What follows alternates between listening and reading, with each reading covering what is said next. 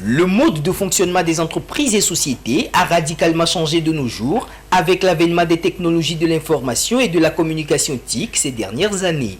Une avancée engendrée notamment par l'arrivée des smartphones, des tablettes et le succès des réseaux sociaux, devenus de véritables outils incontournables de communication. L'on parle de la digitalisation. Face à la concurrence de plus en plus accrue sur le marché, la digitalisation est donc devenue impérieuse pour toute entreprise ou organisation voulant non seulement améliorer son image, mais également élargir sa cible. Quand on parle de la digitalisation, c'est l'intégration des technologies numériques dans les processus commerciaux ou soit social dans le but d'améliorer une structure. Donc nous pouvons dire aussi que c'est également une suite logique de l'évolution technologique, en plus particulièrement de l'Internet et de l'informatique. La digitalisation permet en quelque sorte de quitter l'ère précédente et de passer à la nouvelle grâce aux nouvelles technologies. Parlons des avantages de la digitalisation. Il faut noter qu'il y en a plusieurs. On peut retenir une amélioration de l'entité dans l'organisation de ses activités. On peut aussi noter un gain réel de temps dans l'organisation. Nous pouvons noter une communication simple, rapide entre différents services. La digitalisation favorise de diminuer les taux d'erreur. La digitalisation permet également une gestion optimale du stock. Elle permet également de faire la mise à jour des données réelles en temps réel. Autrefois, avec l'apparition des ordinateurs, les entreprises ont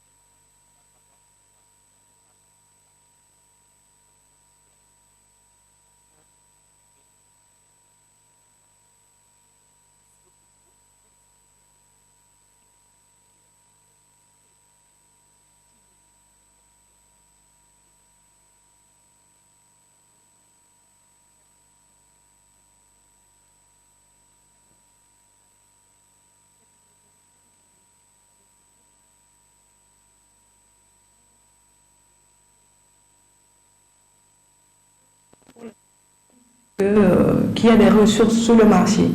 Les ressources, c'est-à-dire que le personnel soit adapté. Donc il faut qu'à la base, qu'on intègre cette éducation, que ça ne soit pas optionnel, que ce soit qu'on accorde une place assez importante à l'éducation numérique. Aujourd'hui, l'État doit avoir un regard assez pertinent dans ce processus en encourageant les entreprises qui sont dans le pas de la digitalisation.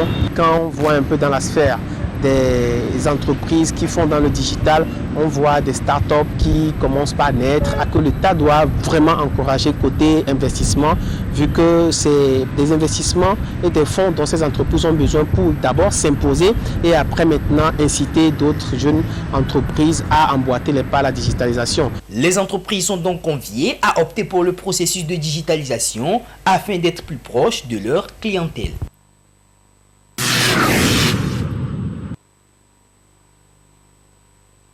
La connexion Internet de nos jours est devenue une nécessité dans tous les domaines d'activité, que ce soit en entreprise, en société, dans le commerce ou encore dans le domaine de l'entrepreneuriat. L'on s'y sert pour la promotion de ces différents produits et services.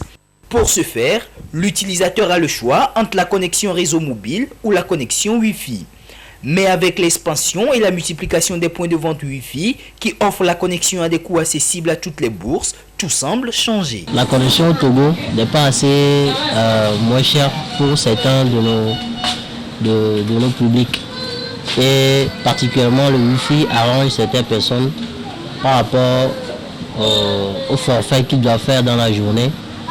Et il n'y a pas assez de données quand on paie sur nos opérateurs téléphoniques. Les risques auxquels on a couru si on est sur un réseau public, c'est les risques de piratage ou bien de hacking. Il y aura quelqu'un mal intentionné avec son ordinateur, il peut avoir accès et contrôler toutes les données de ceux qui sont connectés sur le même réseau. Les gens ont besoin de connexions, beaucoup de connexions pour travailler. Bon, il y a sur les réseaux sociaux, TikTok, WhatsApp, Facebook, YouTube, pour faire les téléchargements. Donc on voit que le réseau mobile seul ne peut pas suffire. Donc associer le Wi-Fi, ça peut aider les gens à mieux travailler. Elles sont souvent nombreuses, ces personnes, élèves, fonctionnaires et autres, qui viennent à ces points de vente de Wi-Fi pour se connecter à Internet. Certains pour simplement surfer, d'autres pour des recherches. L'exemple de ces jeunes croisés dans ces points de vente Wi-Fi ici à Agoué-Kakaveli. Pour eux, contrairement à la connexion réseau mobile, la connexion Wi-Fi offre plus d'avantages. Quand j'utilise le Wi-Fi, des fois, 3 heures, je perds 100 francs. Je prends ça pour faire des recherches qu'on nous a mis à l'école. Je regarde les films. Quand je suis un footballeur aussi, j'utilise ça pour regarder des football matchs. Quand j'utilise, je fais Internet. 200 là, ça ne me suffit pas. Je suis venu pour acheter le Wi-Fi, tout en se connecter, pour avoir des nouvelles de certains messages, et aussi connecter sur Internet, pour écouter les informations à la une. Le Wi-Fi avec 1 heure 100 francs ou 3 heures 100 francs est moins cher plus que ceux de méga. Le méga aussi a des inconvénients.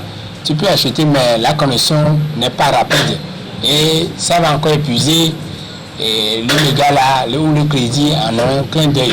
À cette ère de la révolution technologique, la connexion Internet est indispensable. Mais encore, faut-il savoir l'utiliser pour éviter des surprises désagréables.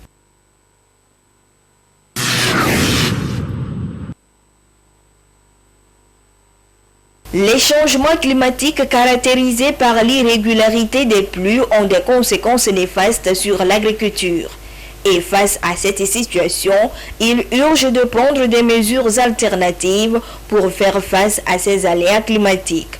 Comme autre alternative, l'utilisation des variétés ou semences améliorées. Ces semences améliorées varient selon les spéculations et sont recommandées aux paysans pour réussir leurs activités champêtres et accroître les rendements agricoles. Les variétés ainsi coupe TZEE, ce qui est extra précoce. Il y a les variétés de maïs Ikene, il va entre 90 et 100 jours, qui vont jusqu'à 110, 120. Donc la variété ACR par exemple. Mais celles à cycle intermédiaire là sont plus nombreuses, hein, ou bien plus utilisées. Il y a Obatampa, il y a Sotobaka qui sont aussi des variétés qui sont assez intéressantes. Quand tu veux semer, il faut savoir ce que tu sèmes. Et il faut connaître le cycle de ce que tu sèmes. Et il faut connaître la saison aussi. Quand tu prends une variété, il faut savoir combien de temps elle dure. Et maintenant, quand tu la sèmes là, tu sais que d'ici combien de temps il y aura une sécheresse.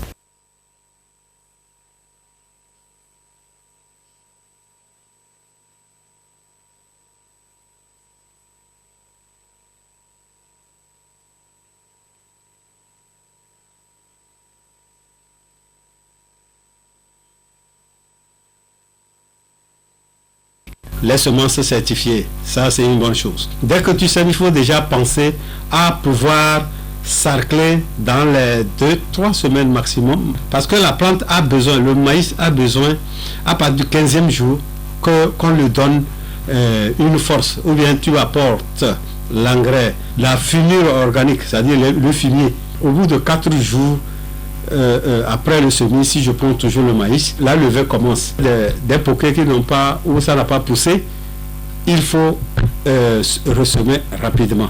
La mise en application de ces conseils permettra aux producteurs d'avoir de bons rendements agricoles. Les paysans sont donc invités à se rendre au niveau des services techniques pour bénéficier des conseils pratiques.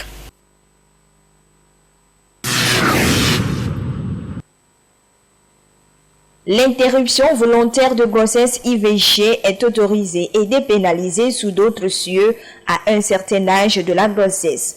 12 semaines pour certains pays, 14 et 18 semaines pour d'autres, voire 24 semaines pour certains pays européens. Quelle est donc la position du Togo sur cette question? À ce jour, c'est la loi de 2007 sur l'avortement qui s'applique dans le pays. Cette loi autorise les femmes togolaises à recourir à l'avortement sauf dans des cas exceptionnels, tout en respectant le délai légal. On doit faire ça avant la 12e semaine. Après ça, c'est pas autorisé quand même. Au cas où la grossesse risque de porter atteinte à la vie de la maman, quelle qu'en soit l'action provoque l'avortement. Ce sont les avortements septiques. Ça, on autorise à le faire, que ce soit au cas de viol ou d'inceste. Mais à part ça, non. Premièrement, on mène des enquêtes. L'enquête est menée des fois même par la police. Au cas de viol, ils vont sur le terrain, on fait l'examen et on constate que c'est un viol. Là, si le cas de la maman est en danger, on est obligé de faire l'avortement. Ça, c'est permis. Au cas d'inceste aussi, c'est la même chose. Sinon, il y a des procédures. On ne se lève pas, on vient, on dit, bon, on a violé ma fille. Pendant que c'était son consentement, bon, on ne peut pas le faire. Mais si, après les enquêtes, on affirme que c'est ça, il n'y a pas de problème, on le fait facilement. En cas de malformation du fœtus, la loi autorise également l'interruption de la grossesse sur demande de la femme. Et ce sont les spécialistes ayant le quitus qui peuvent la pratiquer dans la mesure de l'art. Pour le faire, il faut un gynécologue, à défaut une sage-femme, dans un centre de santé bien précis et dans des mesures bien sceptiques pour éviter tout danger. Cependant, le constat sur le terrain est inquiétant. Plusieurs grossesses indésirées sont interrompues au quotidien de façon clandestine et dans des conditions déplorables, ce qui n'est pas sans conséquences sanitaires graves sur les concernés. Au niveau de la jeune fille, ça peut entraîner la stérilité, ça peut entraîner l'endométriose. L'utérus est composé de plusieurs couches. Donc, des fois, en faisant cette pratique, ça en dédommage l'utérus. Et c'est ça qui cause surtout la stérilité.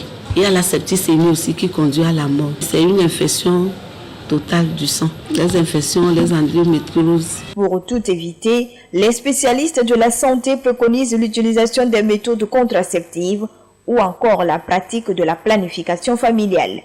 Assoupi Douma Sessé expérimente la méthode après la naissance de son 3e enfant et surtout avec consentement de son mari. Elle nous donne les raisons de ce choix.